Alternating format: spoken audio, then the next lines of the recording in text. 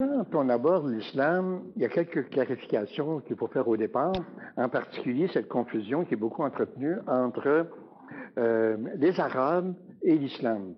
C'est une confusion qui se comprend parce que, à l'origine, quand l'islam a été fondé ou quand Dieu, selon la croyance, s'est révélé, ben ça s'est fait par Mahomet comme intermédiaire, et puis Mahomet est un arabe.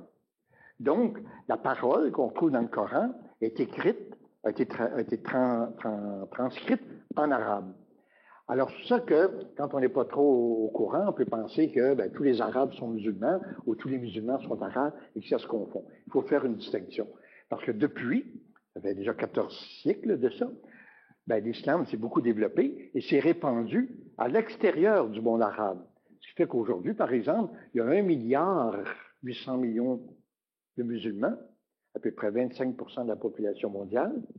Le plus grand pays musulman, l'Indonésie, qui a 120, 130 millions de population, beaucoup plus populeux que tous les pays arabes, qui sont à peu près 20% des musulmans. Or, il y a une parenté donc entre l'islam et les musulmans. On peut se demander aussi pourquoi c'est un mot qui est si différent. On dit que le christianisme, c'est la religion des chrétiens. Le bouddhisme, c'est la religion des bouddhistes. L'hindouisme, c'est la religion des hindous.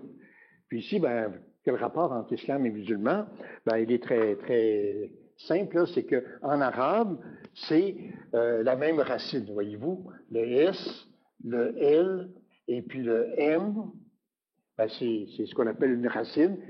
Mu, c'est un préfixe, puis ici, on a un suffixe.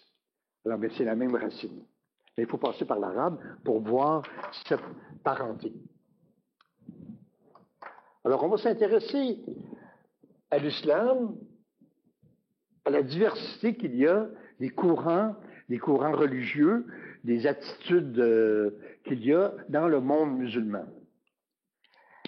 Alors, comme dans toutes les religions, d'ailleurs, il y a différents courants. Il y a ce qu'on peut appeler les réformistes,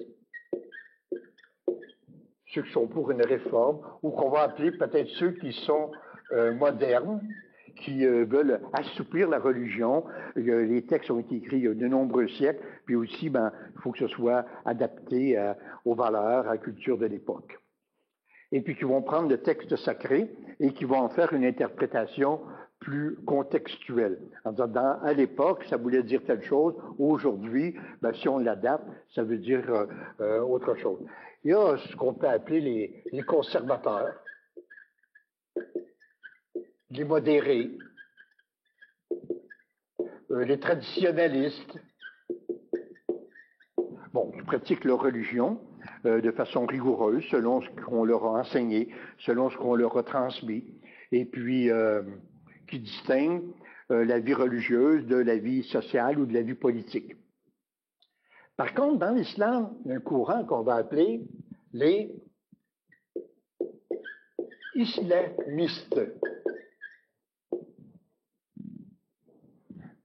On peut dire que ce sont des radicaux, des traditionnalistes plus conservateurs, plus rigoureux, qui veulent imposer la loi religieuse, et tellement l'imposer qu'elle doit dominer la vie politique.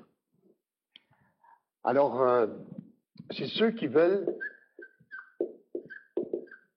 maintenir ou renforcer l'idée que la religion et la politique, ça ne se sépare pas. Un grand débat là-dessus au Québec, en Occident, pour séparer quand on parle d'un État qui doit être laïque, c'est-à-dire un État qui n'a pas de lien avec les religions. Il respecte les religions, il autorise les religions, il peut même les encourager, mais l'État lui-même est complètement neutre face aux religions. Il ne doit pas être rattaché. Au Québec, on pourrait toujours soulever le débat, est-ce qu'on est rattaché encore au christianisme, au catholicisme? Mais le courant islamiste ici, c'est ceux qui veulent que la religion domine la politique. Et là, il y a, au niveau des moyens, il y a ceux qui voudraient l'imposer de façon pacifique, par des élections.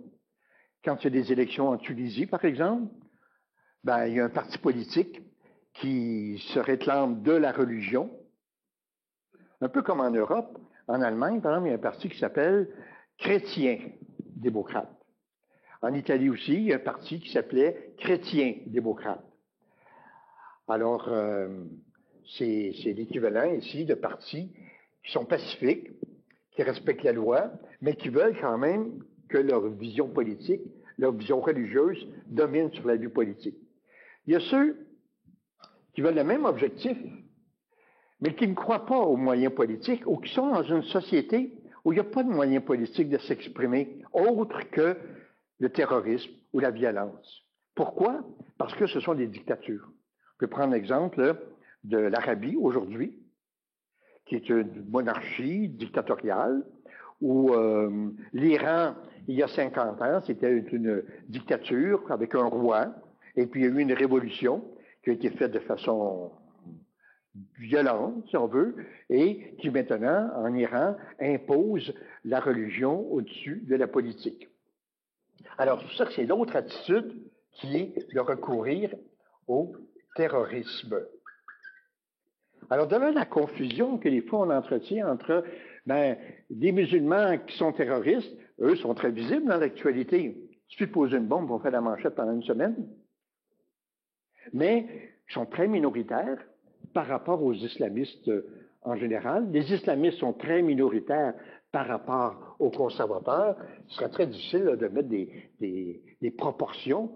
On peut toujours dire, je ne sais pas si je dois l'écrire, là, mais 70%, 10%. Peut-être qu'il y a des non-religieux aussi, comme il y en a dans toutes les sociétés, peut-être un 5%. Puis là, ben ici, on essaie d'évaluer combien il y a de musulmans, islamistes, terroristes. Aucun recensement de ça. Mais leur action est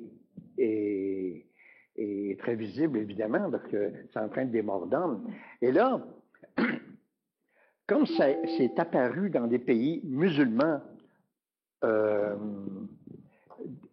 autoritaires, dictatoriaux, et qui se sont développés à l'occasion de guerres comme en Afghanistan, par exemple, contre le gouvernement communiste qu'il y a eu durant quelques années, dans les années 80, et que ce terrorisme a beaucoup de difficultés à se répandre dans des dictatures, mais le terrorisme s'est exporté à l'extérieur, en Occident, aux États-Unis, en France, en Espagne, au Canada. Pourquoi? Parce qu'on a dit, comme on a de la difficulté à être terroriste en Arabie, à cause des contrôles, bien on va aller exporter notre projet politique dans des pays qui soutiennent l'Arabie. Alors on sait l'importance, l'étroitesse des liens politiques entre les États-Unis, par exemple, et l'Arabie. Là, il y a toute la question du pétrole qu'il faudrait aborder pour expliquer cette proximité-là. Mais quand on cherche à comprendre pourquoi les islamistes s'en prennent au World Trade Center, par exemple à New York, ou au métro en Espagne, ou à Paris, ben c'est parce qu'il y a des liens étroits entre les pays occidentaux qui vendent des armes à l'Arabie ou qui ont des liens économiques très étroits avec l'Arabie et d'autres. Je donne toujours l'Arabie parce que l'Arabie, c'est en même temps un régime très conservateur, très traditionnaliste et qui a encouragé le développement de mouvements en Occident. Alors là, ça devient un peu complexe, mais ce qu'il faut, c'est, ce qu'on dit souvent, ne pas faire d'amalgame entre un musulman terroriste, un musulman islamiste pacifique, un musulman conservateur, un musulman réformiste ou un musulman qui ne pratiquerait pas sa religion tout en se disant musulman.